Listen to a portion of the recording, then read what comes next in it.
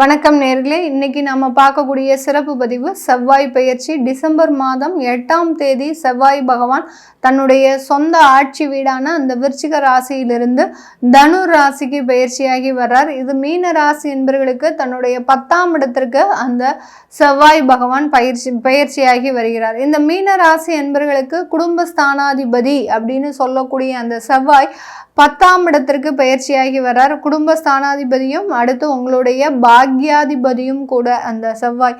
அவர் 10ஆம் இடத்திற்கு பயிற்சியாகி வரும்போது நிறைய ஒரு மன ரீதியான சேஞ்சஸும் தொழில் ரீதியான ஒரு வாய்ப்புகளும் உங்களுக்கு தேடி வரக்கூடிய ஒரு நேரமாக இருக்கும். இந்த காலகட்டம் உங்களுடைய ராசி அதிபதியையும் அந்த செவ்வாய் பார்வையிடுகிறார்.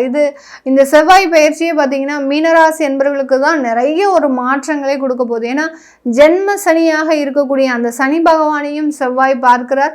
உங்களுடைய ராசி அதிபதியாக இருக்கக்கூடிய அந்த குருவையும் அந்த செவ்வாய் பார்க்கறதுனால அந்த குருமங்கள யோகம் ஏற்படக்கூடிய ஒரு தருணம். இந்த 7.5 சனி அப்படின்றது ஒரு 45 நாட்களுக்கு ஒரு ரிலாக்ஸ் ஆகக்கூடிய ஒரு தருணமாக தான் இருக்க போகுது.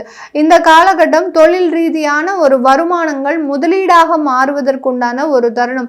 இதனால் வரைக்கும் தொழிலில் வருமானம் வந்துட்டு இருக்கு அப்படின்னு பார்த்தீங்கன்னா கடனுக்கு மட்டுமே போயிட்டு இருக்கும்.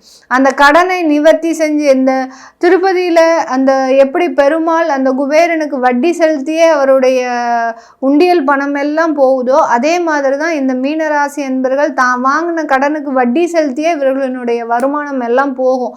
அந்த அளவுக்கு இந்த மீனராசி என்பவர்கள் ஒரு எல்லை இல்லாத கடனை வச்சிருப்பாங்க தன்னுடைய வாழ்க்கையில.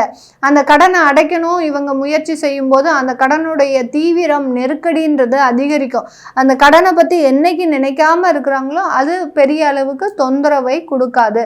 இந்த அளவுக்கு இந்த கடனால பாதிக்கப்பட்ட இந்த மீனராசி என்பவர்கள் இந்த காலகட்டம் தொழிலிலிருந்து வரக்கூடிய வருமானத்தை நல்ல ஒரு முதலீடுகளுக்கு பயன்படுத்தக்கூடிய ஒரு நேரமாக தான் இருக்கும். அதை தான் அந்த குருமங்கள யோகம் செய்யக்கூடிய ஒரு நேரமாக இந்த மீன ராசி என்பவர்களுக்கு இருக்க போது. வேலை ரீதியான நிறைய ஒரு உயர்வுகள் அப்படின்றது கண்டிப்பாக கிடைக்கும்.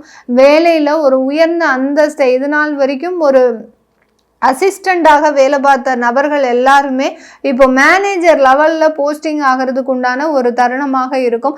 அதிலும் அரசாங்க உத்தியோகத்தில் இருக்கக்கூடியவர்கள் கடந்த ஒரு 6 மாதத்தில் விஆர்எஸ் வாங்கணும் அப்படின்னு ரொம்ப முயற்சி பண்ணியிருந்திருப்பாங்க. ஏன்னா வேலையினுடைய நெருக்கடி, ஜென்ம சனியினுடைய போராத நேரம் இதெல்லாம் சேர்ந்து இந்த மீன ராசி என்பவர்களுக்கு இந்த வேலையும் வேண்டாம் ஒன்றும் வேண்டாம், நான் நிம்மதியாக வீட்டில் இருந்தால் போகிறோம் அப்படின்னு நினைக்கக்கூடிய அளவிற்கு அந்த வாலண்டியர் ரிட்டையர்மெண்ட்லாம் நீங்கள் முயற்சி பண்ணியிருப்பீங்க.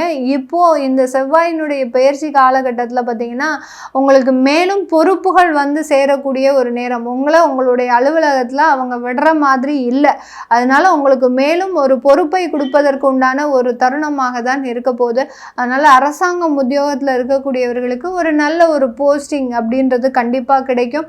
அடுத்து பார்த்தீங்கன்னா ஒரு என்ன சொல்கிறது, ஒரு ஆய்வாளர் அளவுக்கு உங்களுடைய போஸ்டிங்ன்றது கண்டிப்பாக உயரக்கூடிய ஒரு நேரமாக இருக்க போது.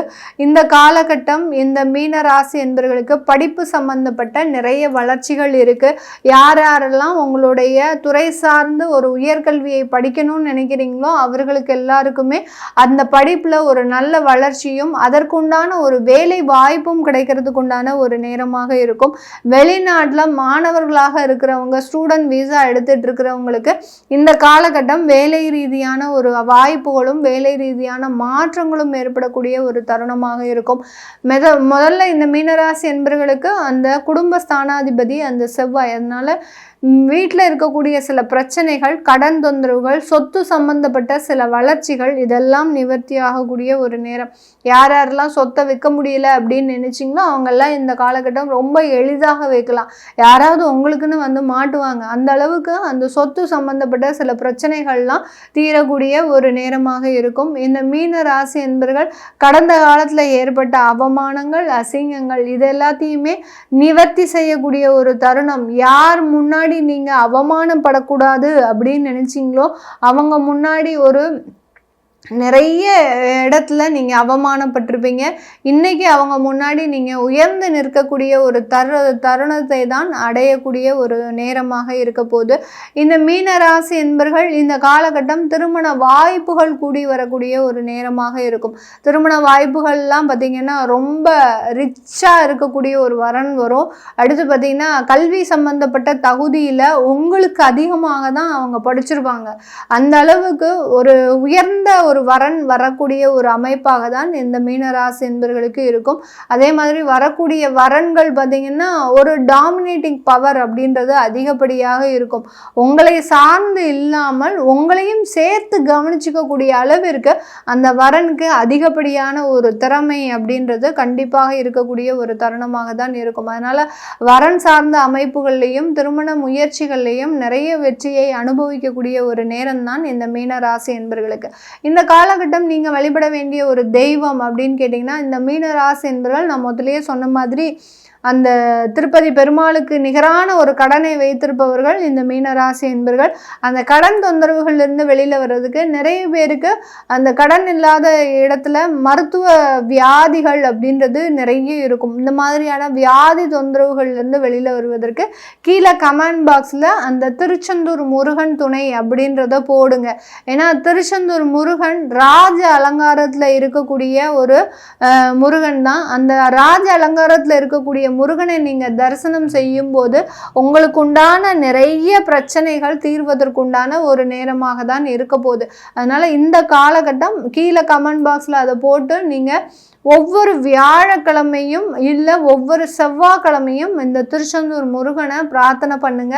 அந்த இடத்துக்கு போய் தான் வழிபாடு பண்ணணுன்ற அவசியம் இல்லை. நீங்கள் வீட்டிலையே அந்த ராஜ அலங்கார முருகனை ஒரு ஃபோட்டோ ஃப்ரேம் வைத்து அந்த செவ்வாய்க்கிழமை இல்லை வியாழக்கிழமை வச்சு வழிபாடு பண்ணும்போது அதிகப்படியான ஒரு சேஞ்சஸ். கோயிலுக்கு போகிறவங்க ஒரு 4 அல்லது 5 தீபம் ஏற்றி வழிபாடு பண்ணுங்க. உங்களுடைய பூர்வ ஜென்ம கர்மாவும் கரைவதற்குண்டான ஒரு நேரமாக தான் இருக்கும். இதெல்லாமே நம்ம கோச்சார நிலவரப்படி பலன்களை கணிச்சு சொல்லியிருக்கிறோம். உங்களுடைய சுய ஜாதக தசாபுத்தி பலன்களை பார்க்கணும் விருப்பப்படுறவங்க கீழே இருக்கிற நம்பருக்கு வாட்ஸ்அப்பில் அப்பாயின்மெண்ட் வாங்கிக்கிட்டு நீங்கள் கன்சல்ட் பண்ணிக்கலாம். உங்களுடைய குழந்தைகளுக்கு ஜாதகம் எழுதணும், நியூமராலஜி படி பெயர் வைக்கணும்னு நினைக்கிறவங்களும் கீழே இருக்கிற நம்பருக்கு வாட்ஸ்அப்பில் மெசேஜ் அனுப்புங்க. அதற்குண்டான பதில்கள் தெரிய வரும். உங்களிடமிருந்து விடைபெறுவது உங்கள் ஆஸ்ட்ரோ பூர்ணா. நன்றி, வணக்கம்.